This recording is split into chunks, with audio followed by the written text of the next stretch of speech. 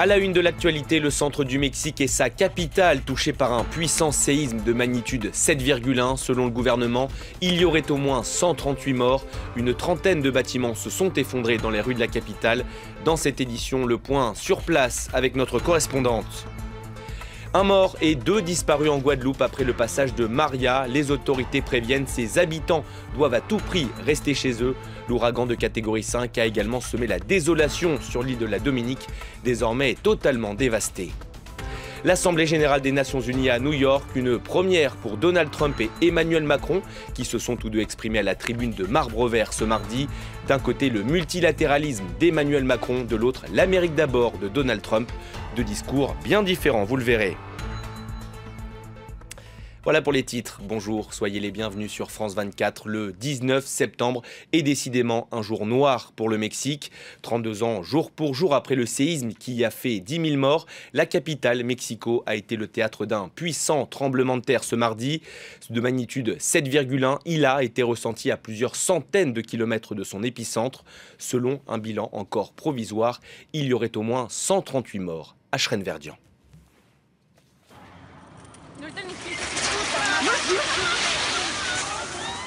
Ces images amateurs témoignent de la violence du séisme. Une trentaine d'immeubles de la capitale s'est ainsi effondrée selon les autorités. Dès les premières secousses, la population de Mexico, habituée aux tremblements de terre, s'est précipitée dans la rue et n'a pu que constater l'ampleur des dégâts. C'est horrible, horrible, vraiment horrible. C'est vraiment terrifiant. Je pense même que ça a dépassé la violence du séisme du 7 septembre. L'épicentre du séisme a été localisé près d'un village de l'État de Puebla, à 120 km environ de la capitale. À Mexico, une partie de la population a été prise de panique, des incendies s'étant par ailleurs déclarés dans plusieurs immeubles. Dans certains endroits, les habitants ont uni leurs forces pour venir en aide aux victimes et dégager les rues en attendant les secours. Nous essayons de mettre les voitures sur le côté de la rue pour permettre aux pompiers et aux ambulances de passer, pour qu'ils puissent porter secours aux gens. Plusieurs institutions comme l'aéroport international de Mexico ont suspendu leur activité. Et les écoles de la capitale et de l'État de Puebla ont été immédiatement fermées. Hasard de l'histoire, ce tremblement de terre intervient quelques heures après des exercices antisismiques qui se sont déroulés dans l'ensemble du pays et 32 ans jour pour jour après le terrible tremblement de terre de 1985. Il avait fait plus de 10 000 morts. Et on continue à parler de ce séisme avec notre correspondante dans le pays, Laurence Cuvillier. Bonjour Laurence, vous êtes actuellement à Mexico où une trentaine de bâtiments se sont effondrés. Pour chiffrer, eh bien, il est encore trop tôt, mais les dégâts sont d'ores et déjà considérables. Oui, tout à fait. Je suis en ce moment au cœur de la ville de Mexico, dans le quartier de la Roma, en face d'un édifice de plusieurs étages qui n'est plus qu'un tas de ruines, un tas de débris. Il y a autour de moi des centaines de personnes qui sont organisées en chaîne humaine pour déblayer au plus vite ces débris. Les gens ne savent pas s'il y a des blessés ou des morts sous ces décombres. C'est un paysage assez apocalyptique ici à Mexico. La nuit est tombée il y a maintenant quelques minutes. Et donc il n'y a pas d'éclairage public, l'électricité est coupée dans le quartier. Donc les volontaires travaillent avec des casques, des casques éclairés, des lampes de poche, des phares de certaines voitures. La rue est vraiment jonchée de décombres. La plupart des rues aux alentours sont bloquées. Voilà, le bilan va donc être très long à établir. Les volontaires nous ont dit ici qu'ils sont partis pour travailler à ce déblayage toute la nuit, jusqu'à demain matin, et même plus s'ils le font. En tout cas, il y a un vrai élan de solidarité qui s'est mis en place de manière complètement spontanée. Des gens sont venus distribuer des masques contre la poussière, des bouteilles d'eau, de la nourriture. Et, il y a en fait donc des chaînes qui permettent de déblayer ces débris au plus vite et d'une manière à une vitesse vraiment très, très forte. Et des pelleteuses et des ambulances sont mobilisées autour de moi. Laurence Cuvillier en direct de Mexico. Merci Laurence pour toutes ces précisions. On vous retrouve bien sûr dans nos prochaines éditions. Dans le reste de l'actualité, l'Assemblée générale des Nations Unies s'est ouverte à New York. L'occasion bien sûr pour les dirigeants de la planète d'afficher leurs ambitions sur la scène internationale. Et sans surprise, Donald Trump a évoqué les grands dossiers du moment. La Corée du Nord bien sûr, mais aussi le nucléaire iranien, sans oublier la crise au Venezuela. Le président américain s'est également adressé à ses compatriotes avec toujours le même message. L'Amérique d'abord. On écoute Donald Trump. En tant que président des États-Unis, je placerai toujours l'Amérique d'abord.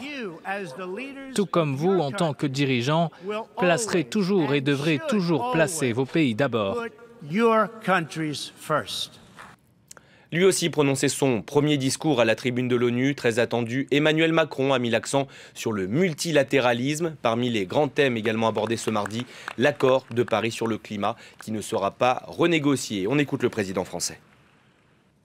Mon pays, devant cette Assemblée, avait promis un accord universel à Paris. Il a été obtenu et signé dans cette salle. Cet accord ne sera pas renégocié. Il pourra être enrichi de nouvelles contributions, de nouveaux apports, mais nous ne reculerons pas.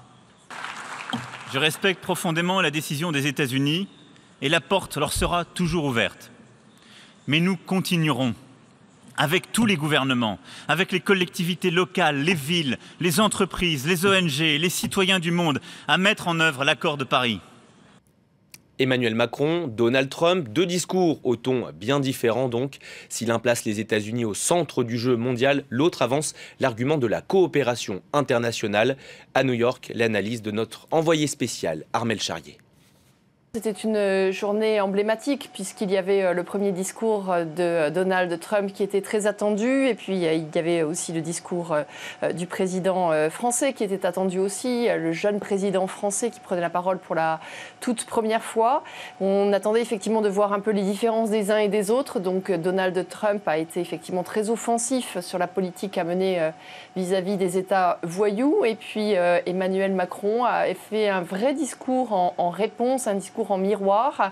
Il avait le temps, en fait, il avait quelques heures. Ses équipes ont confirmé qu'il avait travaillé jusqu'au dernier moment, à la fois pour expliquer que la position de la France était d'aller vers du multilatéralisme parce que le monde était global aujourd'hui et qu'on ne pouvait pas résoudre des questions de terrorisme ou questions de climat si on n'était pas justement dans cette globalisation.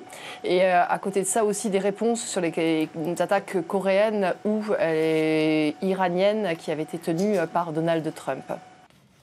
Et autre moment fort de cette Assemblée générale de l'ONU, le discours de Recep Tayyip Erdogan. Ce mardi, le président turc a appelé à l'annulation du référendum pour l'indépendance du Kurdistan irakien, rejeté par la quasi-totalité de la communauté internationale. Ce scrutin est pourtant prévu pour le 25 septembre prochain. Les précisions de Serine Bey. Depuis la tribune de l'Assemblée générale de l'ONU, le président turc ne mâche pas ses mots sur le référendum prévu lundi prochain. Recep Tayyip Erdogan demande l'annulation du scrutin. Il prévient le gouvernement régional du Kurdistan irakien. Il y aura des conséquences si le référendum est maintenu. Il faut éviter de prendre des mesures telles que les demandes d'indépendance qui pourraient provoquer de nouvelles crises ou de nouveaux conflits dans la région. Nous appelons le gouvernement régional du Kurdistan irakien à annuler l'initiative qu'ils ont lancée. Le président turc a annoncé qu'il évoquerait à nouveau ce sujet vendredi, lors d'un conseil de sécurité nationale. Ankara redoute que ce vote encourage les velléités séparatistes de sa communauté kurde. Une opinion partagée par de nombreux pays, à l'exception d'Israël, qui entend maintenir de bonnes relations avec les Kurdes. En Irak, dans la ville de Kirkouk, contrôlée par les Peshmerga depuis 2014, la situation est tendue. Ici, Kurdes, Arabes et Turkmènes cohabitent. Et le référendum sur l'indépendance du Kurdistan est loin de faire l'unanimité. Des heurts ont éclaté ces dernières semaines entre les différentes communautés. Les Kurdes, eux, attendent avec impatience le scrutin. Nous sommes prêts à voter oui pour le Kurdistan. Cela fait plusieurs années que nous souffrons de l'oppression et des persécutions. Nous avons été attaqués plein de fois. Et maintenant, nous relevons la tête grâce à Dieu. Et sous la supervision de notre président, nous voterons oui lors du référendum. Le président de la région autonome, Massoud Barzani, a déjà indiqué que si le oui l'emportait, l'indépendance ne serait pas immédiate. Il souhaiterait d'abord instaurer un dialogue avec Bagdad. Les Tunisiens devaient se rendre aux urnes le 17 décembre prochain pour élire leur maire. Ils devront finalement patienter. Ce mardi, l'instance électorale a annoncé le report des municipales. Un scrutin pourtant très attendu par les électeurs puisque c'est le premier depuis la chute de Ben Ali en 2011. Les ONG internationales déplorent un pas en arrière dans le processus démocratique en Tunisie. Dans le reste de l'actualité, cette nouvelle évacuation de migrants dans le nord de la France. Ce mardi, les autorités ont délogé plus de 500 personnes, des Kurdes irakiens pour la plupart. Tous vivaient dans un camp de fortune situé dans un bois en bordure de Grande-Synthe, c'est près de Dunkerque. Objectif désormais pour les autorités, les mettre à l'abri dans des centres en dur répartis sur toute la France. Julie Chouteau. Derrière ces vitres teintées, des migrants évacués de leur campement de fortune.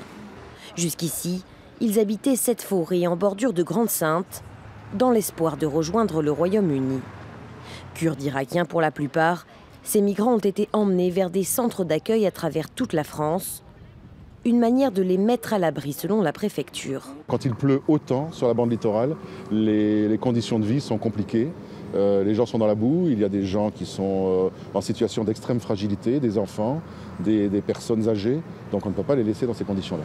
Par le passé, le maire de Grande-Synthe avait déjà fait construire un camp officiel sur sa commune. Des petites cabanes en bois, détruites par un incendie en avril dernier.